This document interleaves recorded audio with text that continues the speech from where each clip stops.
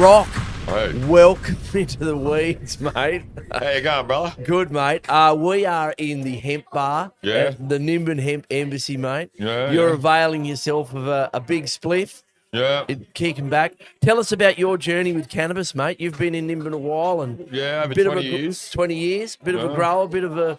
Yeah. You've seen the. Tell us about your experience. Well, basically, I come here a while ago after my ex-partner dobbed me in so many times, and everyone said I'd be safe here, so I come down. Dob you in for growing. Yeah, because she wanted to use it against me because of the children, so I wouldn't get to see the children. So anyway, I use it for my right red eye, which is trauma. I had an injury. So they used to give me these drops. It says, do not swallow poison. And they tasted terrible. So I learned that cannabis helped reduce the pressure. So the court and me, they didn't like me using cannabis over 20 years ago. So I decided to fight against the court system. Yeah, I used to take marijuana plants to court, over 200 now on 7 different occasions, to find out that the system isn't what I thought it was. And so you because you were growing cannabis for your medication for your glaucoma. Tell us about being a grower in northern New South Wales. How hard was it? And how It's tough. hard. And you It's hard because it's wet. Yep. It is constantly wet.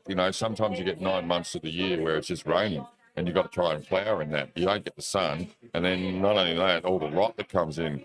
Yeah, so, it's really hard to grow around here. Yeah, outdoors growing. It's a super humid climate. You've got to grow up in the bush. You can't grow out in the middle of a paddock. There's no breeze, that sort of thing. Yeah. So it's something you had to battle against as a cultivator. Yeah. Is the wet and the mold a big factor? Well, not just the wet and the mold. We've got these big mosquitoes that fly around twice a year. They're blue and white. Yeah, they're rippers. They want to come and pinch all your pod off you. You've got to hide your plants from them too. So then you turn around and your plants can't grow out in the open because of those police. Yeah, so you're talking about the helicopter raids by the cops. Yeah. That's good for fear factor, that one. So, that's still a common occurrence up here. Yeah. Helicopters, drones, hunting, and they go up and pull out like half a dozen plants that people have got. Not so much these days. Years ago, they used to get 1 or 2 plants and make a big deal out of it, but so many people complain about that, so they turned around and go after the bigger crops now. Okay, and what's a bigger crop? Well, don't ask me because I think 1,000's no problem. But, some people think that, 10,000 is a big crop. Other people think 100's a big crop. So, depending on the individual. So, and the police are out there, they're raiding these with helicopters. Helicopters come in, they basically scope an area, then they send the cops in on the ground. Yeah, before they do the helicopters, though, they go with the planes. Right, and they go fly and do grid patterns, and then they suss out an area, and then because of the colour of the weed, because it's quite bright, and then it takes off. So they find that patch, and then they get the helicopter to come over and huff and puff, and if you've got a greenhouse, they try and blow the thing down so they can see the cannabis in there. Really? Yeah. They get that low? Yeah, they can get that low. Unless there's trees above you, the greenhouse, they'll get low and play Big Bad Wolf. And are they using drones more? Have you seen the drones? They do use drones, but I don't know how much they are. But that's the way to go. They're going to use drones, and then it's going to make it harder. Then don't forget, if you're indoor, unless you've got your roof insulated, the heat's going to come out. Yep. So they're becoming better and better. Then the technology, how much power you're using. So it's getting harder to grow, but people are still doing it. People still doing it. And tell us about what it's like when the cops roll up, at your place. You've got 4-wheel drives, dog squad, the whole thing, don't you? Look, I did a protest filming on Facebook for over 1,000 minutes for 2 months of me growing with 5 teddy bears, a white rabbit, and a unicorn, 904 plants. And then when the police eventually come, it took them 2 months to find me. It was pretty good.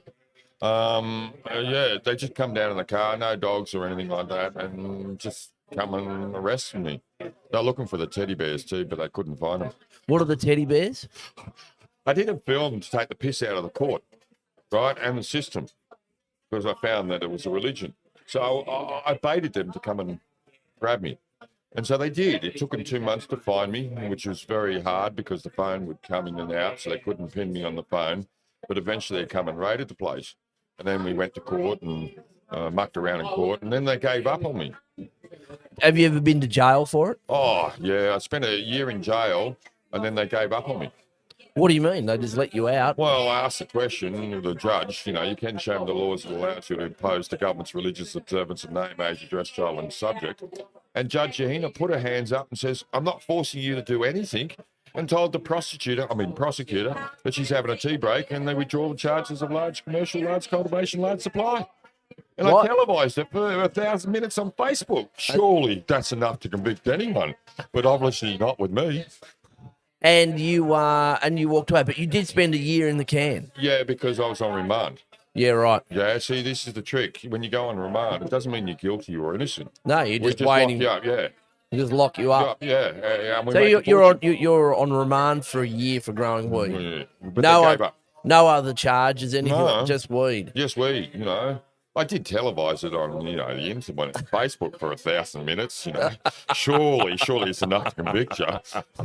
But you ended up walking away. Yeah. Now tell us about growing weed up in the north.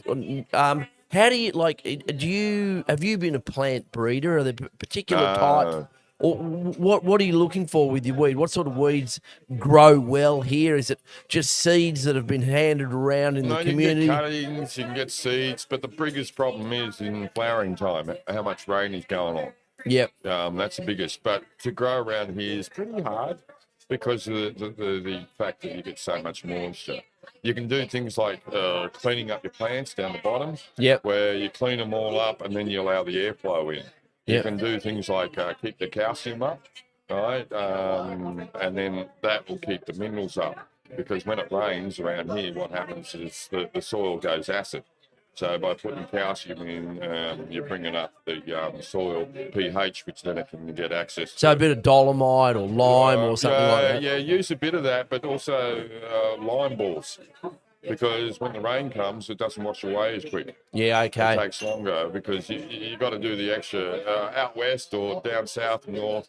And they don't get the rain that we do, so they can get away with a lot. South Australia, well, geez, you're laughing there. Yeah, Mediterranean climate's the one. You want that Californian climate, that Southern Californian climate is very conducive for sticky buds without the mold.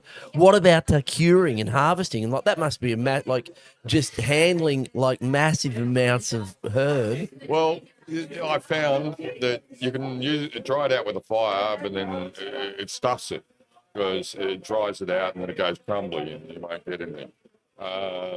You can try the paper and all the rest of it, but there's a lot of moisture in the air because it's still over 80%, 90%. You're going to have issues. But what I found is a dehumidifier.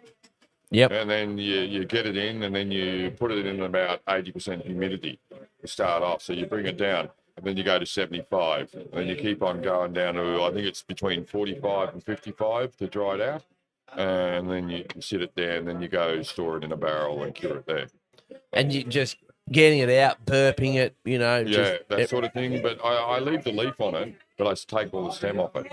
Ah, right. Yeah, because you got the moisture. You don't want you don't want the moisture hiding in the stem or anything like that. So you clean most of that up, and that'll slow down the moisture and all the rest of it. Right. So you take the stem off, leave a bit of leaf on, and then just clean it up later on. Yeah, because and then that also because it's curing, the moisture goes in and out of the leaf. Yeah, that's what happens. And because you haven't got much stalk, it's not pulling it out of the stalk. Because around here it'll dry out very quickly. I mean, not dry out; it'll be wet. You need to dry it out as quick as you can, but not too quick. Because if you dry it out too quick, then it's rough on your throat and all the rest of it. That's why I get the dehumidifier and slowly bring it down, and slowly bring it down, and slowly bring it down. And what would you like to see, Rock, in terms of changes to the law, like just legalisation? I mean, what about the idea of this area? Like the North Coast just being like a non-enforcement zone for just stop police. Look, what change would you like to see? I have a problem. If I start telling you what you can and can't do with your own body, you're going to tell me to go away. That's politely, right? So what right has the government got to tell me what I can and can't put in my own body? Yeah, that's implying I'm a slave. Yeah, I'm sorry. In this country, it's illegal to have slaves. And yet they're telling me what I can and can't do with my body. So my figuring is the day that we can turn around and grow for yourself as many as you want is okay. But if you want to sell it, we just make it safe for the rest. Right? But having as far as I'm concerned, the big companies are going to destroy it because it's a cottage industry. It's where it really is the people and they're growing and their style of growing and the food they feed it and the style of plants they get for themselves. But the plant designs itself for us because we're the only major animal that spreads the seed. Mm. Yeah. I was talking to an ethnobiologist, and he said that THC probably was a defense mechanism of the plant. Yeah. So it probably produced the THC so that, like a zebra or something goes through, chews it up, eats it, gets high and goes, I won't eat that again. It's like it was probably a defense mechanism, a type of toxicity. But humans have come across, we've got it.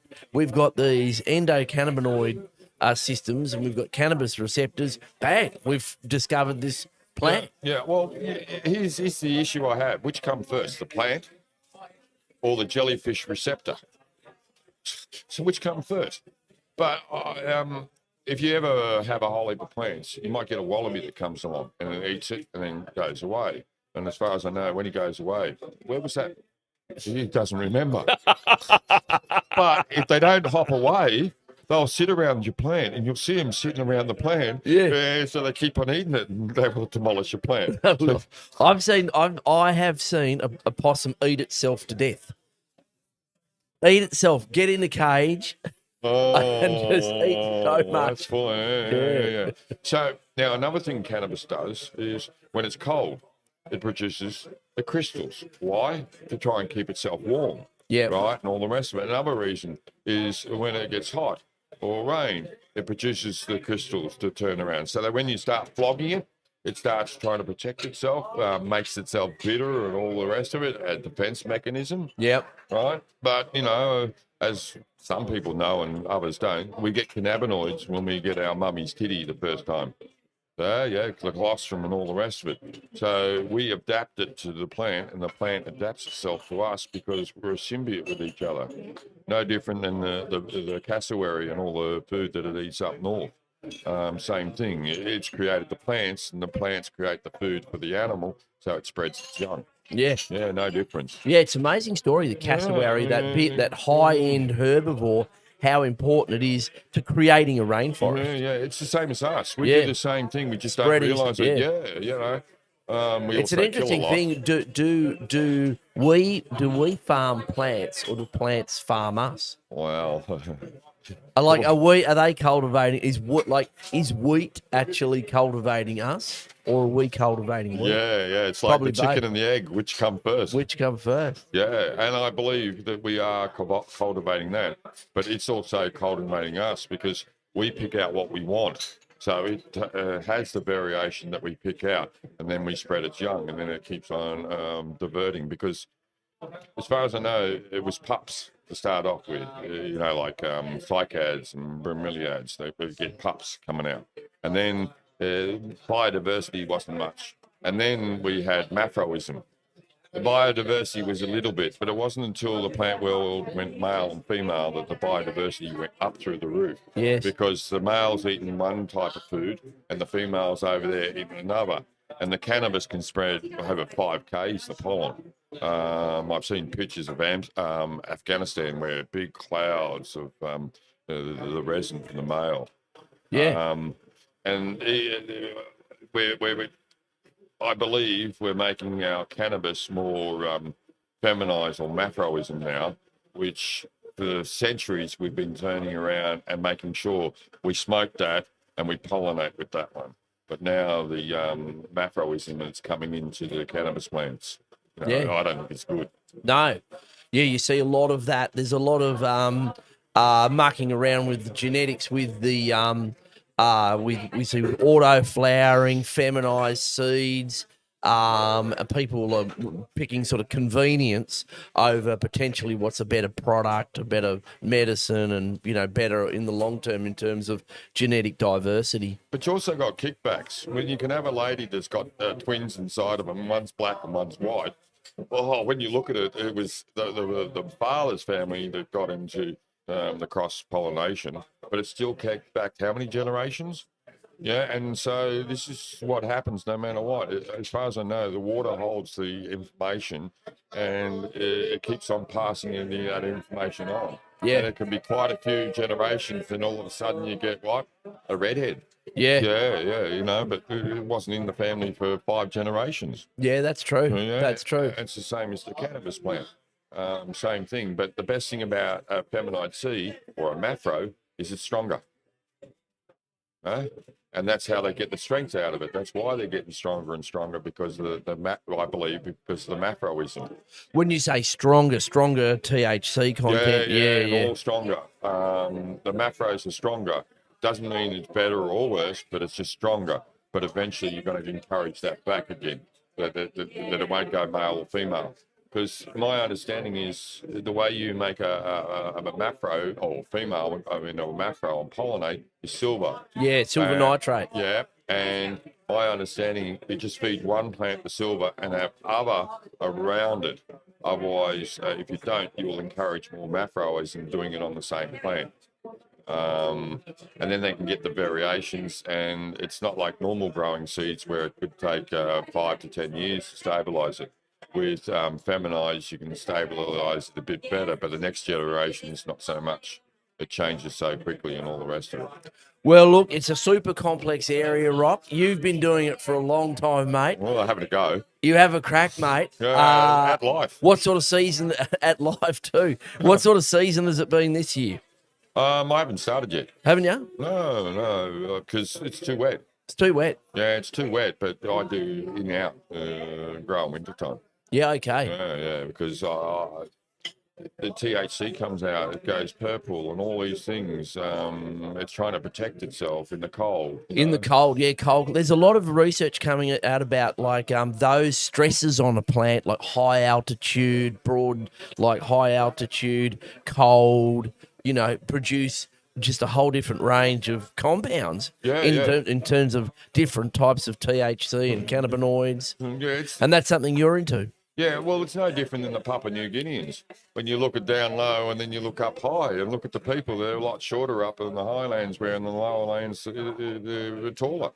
Same with the sativa and indicas, and the highlands are really shorter in the lowlands. It's no different. We're not separate from nature. That's I think true. we are. Yeah, no, that's a good point.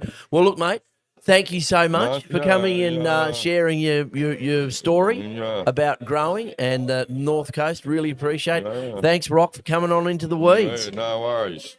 Thanks, Enjoy brother. it.